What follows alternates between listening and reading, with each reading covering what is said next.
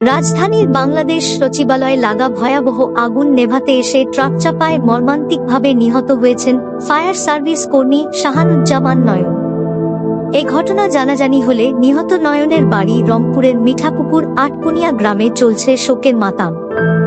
মা নার্গিস বেগম সন্তানের শোকে বারবার জ্ঞান হারিয়ে ফেলছেন। বড় বোন সীমা আক্তার জানান, নয়নের চাকরির বয়স মাত্র 2 বছর। মূল কর্মস্থল ছিল সিলেট জেলার বিশ্বনাথ উপজেলা ফায়ার সার্ভিস অফিসে, তবে ডেপুটেশনে কর্মরত ছিলেন ঢাকার তেজগাঁও ফায়ার সার্ভিস স্টেশনে।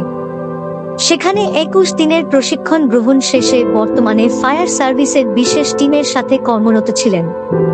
বুধবার গভীর রাতে সচিবালয়ে আগুন লাগার খবর পেয়ে অন্যান্য সহকর্মীদের সাথে নয়ন ও ঘটনাস্থলে আসেন। দায়িত্ব পালন করাকালে একটি ট্রাক তাকে চাপা দেয়। এতে গুরুতর আহত অবস্থায় তাকে হাসপাতালে নেওয়া হয়। সেখানে তার মৃত্যু হয়। এই খবরটি ভোর 5টার দিকে বাবা আক্তারুজ্জামানকে মোবাইল ফোনে ঢাকা থেকে জানানো হয় বলে জানান বোন সীমা। তিনি অভিযোগ করেন, সচিবালয়ের মতো স্থানে আগুন নেভানোর জন্য ফায়ার সার্ভিসকে কাজ করতে দেয়ার প্রশাসনের কোনো তদারকি ছিল না। ওই সড়কটি বন্ধ করা হয়নি, ফলে দায়িত্ব পালনকালে ওই সড়কে ট্রাক চাপায় নিহত হয়েছে তার ভাই। এ হত্যাকাণ্ডের বিচার দাবি করেছেন তিনি। বাবা আক্তারুজ্জামান একই অভিযোগ করে বলেন, তার সন্তানকে হত্যা করা হয়েছে। প্রশাসনের গাফিলতির কারণে এই ঘটনা ঘটেছে। এই অভিযোগ মা নার্গিস বেগম সহ স্বজন ও এলাকাবাসীরও। নিহত ফায়ার ফাইটার নয়নের ভগ্নিপতি সাইফুল ইসলাম জানান, নয়ন পরিবারে একমাত্র উপার্জনকারী ছিল। তার বেতনের টাকায় তাদের সংসার চলত। জমি জমা বিক্রি করে চাকরি নিয়েছিল।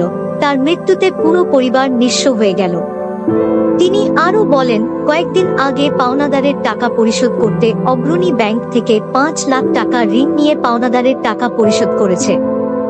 এখন ব্যাংক থেকে নেয়া ঋণ কিভাবে শোধ করবে, সংসার কিভাবে চলবে বলে তিনি কাঁদতে থাকেন।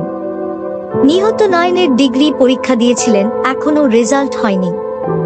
মাকে নয়ন বলতো, আমি ডিগ্রি পাশ করলে আমার পদোন্নতি হবে, তখন সংসারে অভাব থাকবে না। কিন্তু আজ সব স্বপ্নই কেড়ে নিল ঘাতক ট্রাক।